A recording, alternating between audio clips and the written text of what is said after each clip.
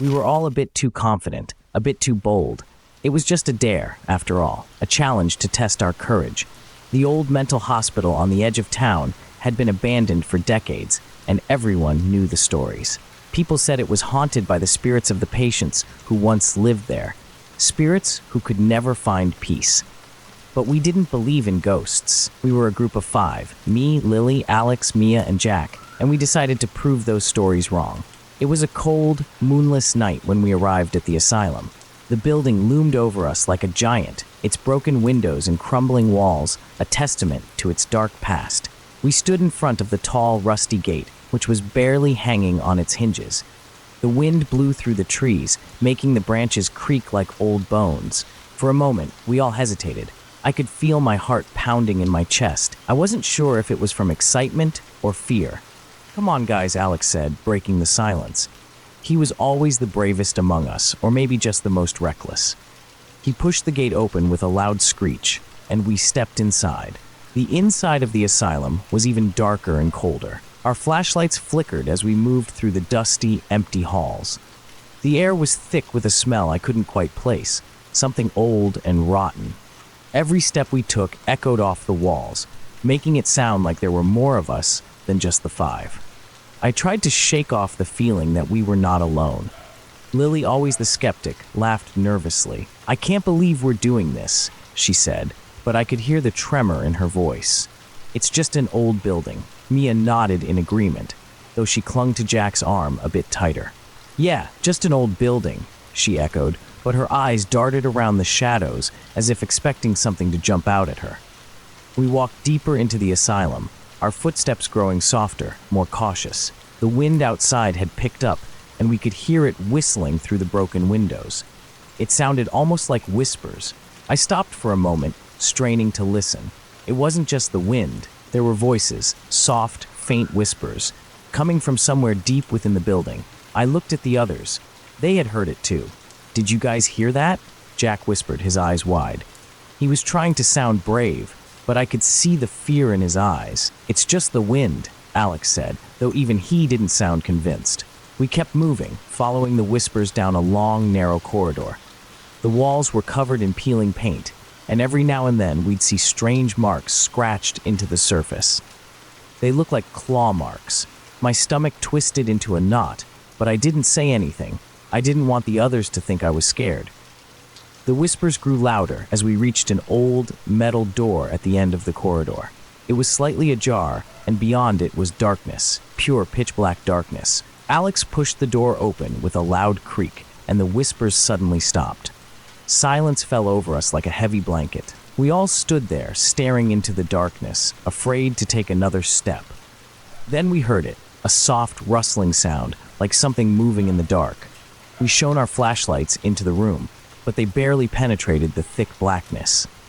I could feel my heart pounding harder, my palms sweating. Something was in there with us, something that didn't want us there. "Maybe we should leave," Mia whispered, her voice barely audible. But before we could turn back, the door slammed shut behind us with a deafening bang, plunging us into total darkness.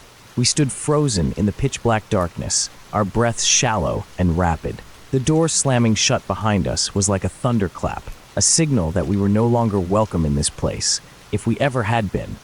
"Who shut the door?" Lily whispered, her voice trembling. "Alex, was that you?" "No," Alex replied sharply, his voice barely masking his fear.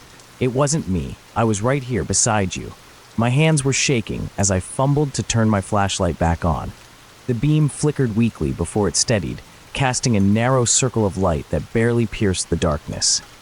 One by one, the others turned on their flashlights, but the dim beams only seemed to make the shadows deeper, the darkness more suffocating. "We need to get out of here," Mia said, her voice on the edge of panic. "Now, relax," Jack said, trying to sound calm, but his voice cracked. "It's just an old building. Maybe the wind shut the door." "Yeah, maybe," I said, but I didn't believe it. There was no breeze inside the asylum. The air was heavy and still, like a held breath. We turned back to the door, but when Alex tried to pull it open, it wouldn't budge. He pulled harder, but it was like the door was glued shut. The metal handle was ice cold, and I could see the strain in Alex's face as he struggled with it. "Let me try," Jack said, stepping forward. He braced himself and gave the door a hard yank, but it didn't move an inch. It stuck, or locked, Mia muttered, her voice barely a whisper. From the outside, the realization hit us all at once. If the door was locked from the outside, that meant someone, or something, was out there. My heart was pounding so hard, it felt like it would burst out of my chest. Suddenly, we heard it again, the whispers. Only this time they were closer, clearer. It was as if they were right next to us, murmuring in our ears. I couldn't make out what they were saying, but I could feel their intent. They weren't friendly. They were taunting us, luring us deeper into the darkness. "Do you hear that?" Lily asked, her eyes wide with fear. She clutched my arm tightly, her nails digging into my skin. "We all hear it," I said, my voice barely a whisper. "What do they want?" Mia asked, her voice shaking. "To scare us," Alex said, "to make us leave." "But we can't leave," Jack reminded him. "The door's stuck." We stood there, paralyzed with fear as the whispers grew louder, more insistent. They seemed to come from all around us, echoing off the walls, filling the room with their eerie sound. I tried to focus on the words, to understand what they were saying, but it was like trying to catch smoke with my hands. The words slipped away, replaced by more whispers, more voices. And then, out of the darkness, I saw it, a silhouette. Just a vague shape at first, but it became clearer as it moved closer. A figure hunched over, shuffling slowly toward us. I felt a chill run down my spine, my blood turning to ice in my veins. "Do you see that?" I asked, my voice barely more than a breath. "What?" Alex asked, turning his flashlight toward the figure. But as soon as the beam touched it, the figure vanished, dissolving into the darkness like smoke. I saw something," I stammered, my heart racing. "You're just imagining things," Jack said, though his voice was shaky. "There's nothing there." But I knew what I had seen, and I knew that whatever it was still there, watching us from the shadows. The whispers grew louder, more urgent. They weren't just whispers anymore. They were cries, cries for help, cries of pain. I could hear them all around us, could feel them pressing in, suffocating us. I felt like I was being swallowed by the darkness, pulled into some endless void. "We need to move," Alex said, his voice tense. "We need to find another way out." We nodded, too scared to argue. We began to move, slowly, cautiously, deeper into the asylum. Every step we took felt like walking through thick, heavy air. The whispers seemed to follow us, growing louder and louder until they were almost deafening. We turned a corner and found ourselves in another corridor, this one narrower and darker. The walls were lined with old, rusted metal doors, each one closed and covered in thick layers of dust and grime. I could feel the hairs on the back of my neck stand up as we walked past them, like something was watching us from behind each door. And then, out of nowhere, one of the doors swung open with a loud, echoing creak. We all jumped, our flashlights swinging wildly, trying to find the source of the noise. The door led into a small room, and inside, I could just make out the shape of a chair, a table, and something else. Something hanging from the ceiling. "Is that a person?" Mia whispered, her voice barely audible.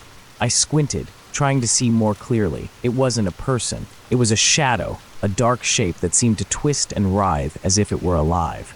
It was hanging from a rope, its head bent at an unnatural angle. And then it spoke, a low, guttural whisper that sent chills down my spine. "Help us," it said. We all screamed, stumbling back into the corridor, our hearts racing, our breaths coming in short, panicked gasps. "Run!" Alex shouted, and we bolted down the corridor, our flashlights bouncing wildly in the darkness. The whispers were louder now, almost screaming, filling the air with their cries. I could feel something chasing us, something right behind us, reaching out for us. We turned another corner, and suddenly we were in another room, larger this time, with broken furniture scattered all around. We stopped, panting, trying to catch our breath. What was that?" Lily gasped, her face pale, her eyes wide with fear. "I don't know," I said, my voice shaking, "but it wasn't human." "It wants us to stay," Jack said, his voice trembling. "It wants us to join them." We looked around, fear gripping us, the darkness pressing in from all sides. We knew we had to get out, but the whispers had other plans. And deep down, we all knew it wasn't going to let us go. We burst out of the room, hearts racing, plunging headlong into the dark, twisted corridors of the abandoned asylum. Panic had taken over. All we could think of was getting out of this place, away from the terrible things lurking in the shadows. The whispers followed us, now louder than ever, echoing off the cracked walls, growing in intensity until they were almost screams. "Go, go, go!" Alex shouted, his voice raw with fear. We ran as fast as our legs could carry us, the narrow beam of our flashlights bouncing wildly in the darkness. Behind us, the shadows moved. The air was thick with an icy chill that made my skin crawl. I could feel them closing in. The ghosts, the spirits of the dead patients, they were everywhere, their shapes flickering at the edges of our vision, their twisted faces appearing and disappearing in the shadows. They reached out with long, bony fingers, their mouths open in silent screams.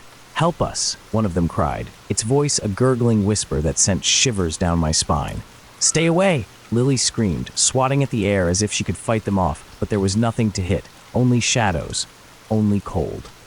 She stumbled, and I grabbed her arm, pulling her along. "Don't stop! Keep moving!" I yelled. As we ran, the voices grew louder, overlapping into a chaotic chorus of pleading, shouting, and deranged muttering.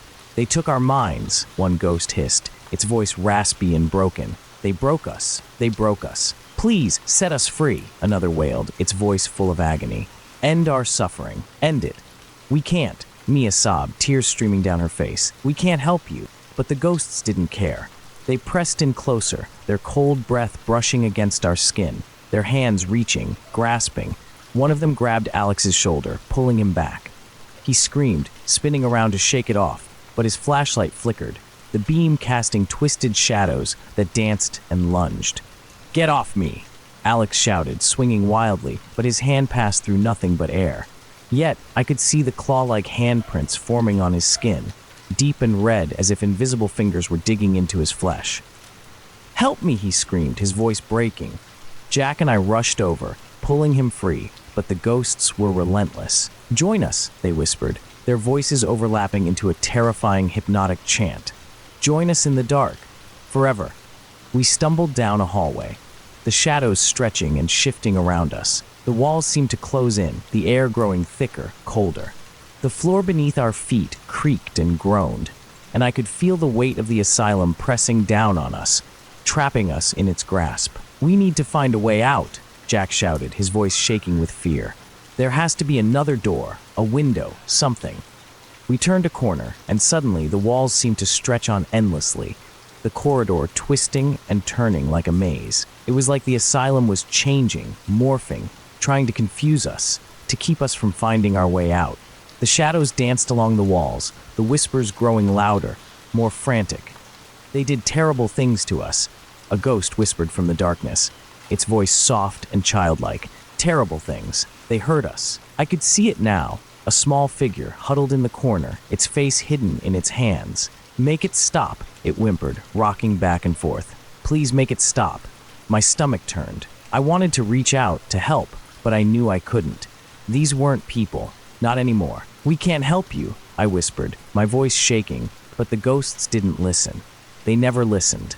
They just kept coming, their voices growing more desperate, more insistent. "You can't leave," they chanted. "You can't leave. Stay with us. Stay forever." We pushed forward, turning corner after corner, the asylum a never-ending labyrinth of darkness and despair. My flashlight flickered, the beam growing weaker. I could feel the cold seeping into my bones, my breath coming in ragged gasps. I could hear the others behind me, their footsteps quick and uneven, their breaths harsh and terrified. "Please, there has to be a way out." Mia sobbed, her voice cracking with fear. "We can't be stuck here. We can't." "Keep going," Alex urged, though his voice was weak. "There has to be an exit. There has to be." But every turn led us deeper into the darkness, the hallways growing narrower, the walls closing in around us. The ghosts were closer now, their faces twisted and distorted, their eyes wide with madness. I could feel their cold fingers brushing against my skin, their voices filling my head with their screams, their pleas, their madness. "You did this to us," one of them screamed, its voice high-pitched and shrill. "You're just like them. Just like them." "No," I shouted, my voice breaking. We're not like them." But the ghosts wouldn't stop. They were relentless, their anger and pain radiating through the air, suffocating us. I could feel them closing in, their cold breath on my neck, their hands reaching, grasping, pulling. "Please, leave us alone," Lily begged, her voice choked with tears. "We didn't do anything to you." But it was no use. The ghosts were beyond reason, beyond help. They wanted us to suffer, just as they had suffered. They wanted to drag us into their darkness, to make us part of their endless torment. We turned another corner, and suddenly the floor gave way beneath us. We fell, tumbling down a steep set of stairs, landing hard in a dark, cold room. The air was thick with dust, and I could barely see through the swirling darkness. My head was spinning, my body aching from the fall. "Is everyone okay?" I asked, my voice trembling. "I think so," Jack replied, his voice shaky. "But where are we?" We scrambled to our feet, our flashlights flickering in the darkness. The room was small, with low ceilings and narrow walls, filled with old, broken furniture and rusted equipment. I could see strange symbols carved into the walls.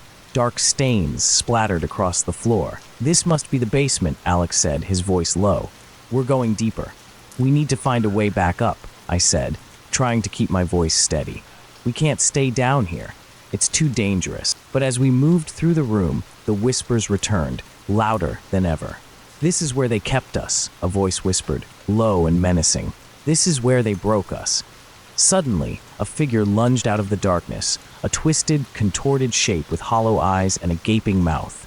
It screamed, a horrible, blood-curdling scream that echoed off the walls, piercing through our ears. "Run!" I shouted, and we bolted for the door, but it slammed shut with a deafening bang, trapping us inside. "We're trapped!" Mia cried, banging on the door, but it wouldn't budge. "We're trapped!" The ghosts were closing in, their twisted faces emerging from the shadows, their hands reaching out, their whispers turning into shrieks of rage and madness. "You'll never leave," they chanted, their voices blending into a single terrifying roar. "You'll never leave. You're ours now." I could feel their hands on me, cold and rough, pulling me back, dragging me toward the darkness. I fought, kicking and screaming, but there was no escape. The walls were closing in, the darkness swallowing us whole. "Help us," they screamed, their voices filled with pain, with anger. "Help us, we can't," I screamed back, tears streaming down my face. "We can't help you," but they wouldn't listen. They wouldn't stop. They just kept coming, their faces twisted with madness, their voices echoing in my head. And then, just as I thought I couldn't take it anymore, I saw it, a faint light, shining through a crack in the wall. "There!" I shouted, pointing toward the light. "There's a way out." We stumbled toward the crack, pushing against the wall with all our strength. The wall groaned, the crack widening, and I could feel the cold night air on my face, the faint sound of the wind outside. "We're almost there," Jack shouted, his voice filled with hope. But the ghosts were furious now, their screams filling the room, their hands grabbing, pulling, desperate to keep us from escaping. "Push!" Alex yelled, and we threw ourselves against the wall, the crack widening, the light growing brighter. And then, with one final push, the wall gave way, and we stumbled through, falling into the night, into the cold, dark air outside the asylum. We hit the ground hard, rolling away from the building, our breaths coming in short, frantic gasps. I could still hear the whispers, faint and distant, calling out to us, beckoning us back. "Join us," they whispered. "Join us forever." But we didn't stop. We didn't look back. We ran, as fast and as far as we could, away from the asylum, away from the darkness, away from the whispers. And even as the voices faded, we ran through the dark streets, our breaths ragged, our hearts pounding in our chests. None of us dared to look back, not even for a second. The wind whipped around us, carrying with it the faint, lingering echoes of those terrible whispers. I could still feel the cold fingers on my skin, the icy grip of the ghosts trying to drag us back into the darkness. We ran until our lungs burned, and our legs felt like they would give out, driven by a single desperate need to get as far away from the asylum as possible. Finally, after what felt like an eternity, we reached a small park on the outskirts of town. We collapsed onto a bench, gasping for air, our bodies trembling with exhaustion and fear. I looked around at my friends, Alex, Mia, Lily, and Jack. All of us were in shock, our faces pale, our eyes wide with terror. Our clothes were filthy, caked in dirt and dust, torn in places where we had been grabbed and pulled by the unseen hands. Whole pieces were missing, ripped away in our frantic struggle to escape. Bruises were forming on our skin, dark, painful marks in the shape of handprints, a grim reminder of what we had just endured. We made it out, Lily gasped, her voice barely more than a whisper. We're alive. Barely, Jack muttered, wiping a smear of blood from his cheek. What the hell just happened in there? I don't know, Alex said, shaking his head. His voice was unsteady, his eyes still wide with fear. I don't know what any of that was. Those things, they weren't human. They were ghosts, Mia said quietly, her voice trembling. The spirits of the patients. They wanted us to join them. I shuddered, remembering the feel of their cold hands, their desperate whispers, their screams of rage and pain. We were lucky to get out, I said, my voice shaky. If we hadn't, I couldn't finish the thought. None of us could. We sat in silence for a moment, trying to process what had just happened. I could feel my heart still racing, the adrenaline still pumping through my veins. I looked down at my hands. They were shaking uncontrollably.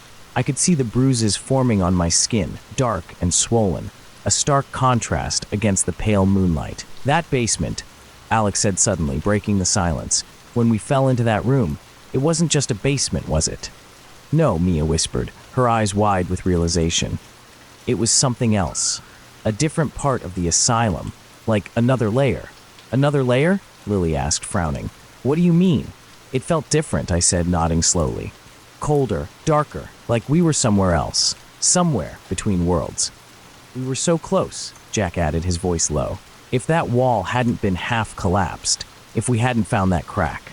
He didn't need to finish. We all knew what he meant. If we hadn't found that way out, if we had stayed in that basement, or whatever it was, any longer, we might never have made it back. We would have been trapped there, lost in the darkness with the ghosts of the patients, driven mad by their whispers, their pleas, their pain. Maybe we would have died there, Mia said quietly, her voice barely audible. Or worse, gone insane. Like them, a shiver ran through me at the thought. The idea of being trapped in that place, of losing my mind, of becoming one of those lost souls, it was almost too much to bear. I could see the same fear in the eyes of my friends, the same haunted look. We're not going back, Alex said firmly, his voice shaking with determination. Not to that place, not to any place like it, ever. We all nodded in agreement. There was no need to say anything more. After what we had just experienced, there was no way any of us would ever set foot in a place like that again. The thrill of exploring creepy, abandoned places had lost its appeal. We had seen enough horror to last a lifetime. In the days and weeks that followed, we all struggled to put the experience behind us. The nightmares came first. Dark, twisted dreams filled with shadows and whispers, with cold hands reaching out from the darkness. I would wake up in a cold sweat, my heart racing, convinced that I was still trapped in that terrible place. The others had the same dreams. We would talk about them sometimes, trying to make sense of it all. But there were no answers, only fear. And then came the feeling of being watched. It was always there, lurking at the edge of my consciousness. I would catch a glimpse of a shadow out of the corner of my eye, hear a faint whisper when there was no one else around. It was as if a part of the asylum had followed us, refusing to let us go. It took months for the nightmares to fade, for the feeling of dread to finally lift. Slowly, we began to heal, to find some semblance of normalcy again, but we were never quite the same. The experience had changed us, left its mark on each of us in different ways. We stopped talking about what happened that night. It was easier that way, easier to pretend that it had never happened. But deep down, I knew that we could never really forget. The bruises faded, but the memory of that night would always linger, a dark shadow in the back of our minds, a reminder of the horrors we had faced, and a warning to never, ever venture into the darkness again. We had faced the ghosts of the dead, and we had survived, but the scars they left behind would haunt us forever.